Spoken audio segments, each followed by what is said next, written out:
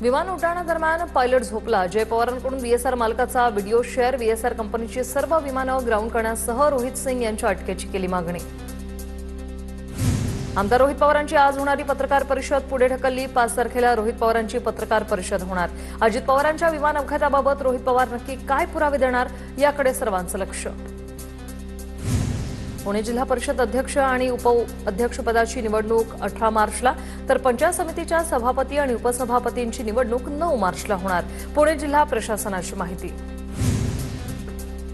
अकोल्यात ठाकरेंच्या सेनेच्या शहर प्रमुखांच्या वाहनाची तोडफोड. 3 अज्ञात हल्लेखोरांनी राहुल कराळे यांच्या घराजवळ केला हल्ला. तिघांनी तलवार पाईपने हल्ला केला. ठाण्याच्या भाजप कार्यालयाबाहेर काँग्रेसने लावले प्रभू श्रीरामाचे बॅनर. बदलापुरात भाजपच्या महिला अध्यक्षा यांच्या कन्या मृणाल जाधव यांच्या निषेधार्थ हे बॅनर लावलेत.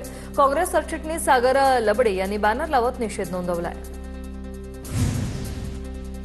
मार्चमध्ये राज्याच्या बहुतांश भागांमध्ये तापमानात वाढ होण्याचा अंदाज. येत्या काही दिवसात हवामान कोरडं राहणार. नागरिकांना उन्हाचा अधिक त्रास जाणवण्याची शक्यता.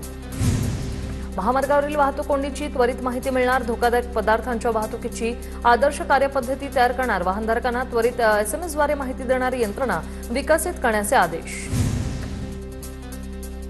सारथीच्या शिष्यवृत्तीची जाहिरात अधिकृतरित्या प्रसिद्ध. मराठा कुणबी समाजातील गुणवंत विद्यार्थ्यांना मोठा दिलासा. डॉक्टर पंजाबराव देशमुख देशांतर्गत उच्च शिक्षण शिष्यवृत्ती योजनेची जाहिरात प्रसिद्ध.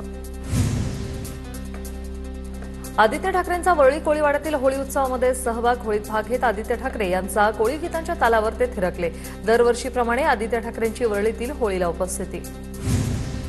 मुंबई ते विजयदुर्ग रोरो सेवेच्या पहिल्याच दिवशी फेरीला 1.5 तासाचा विलंब.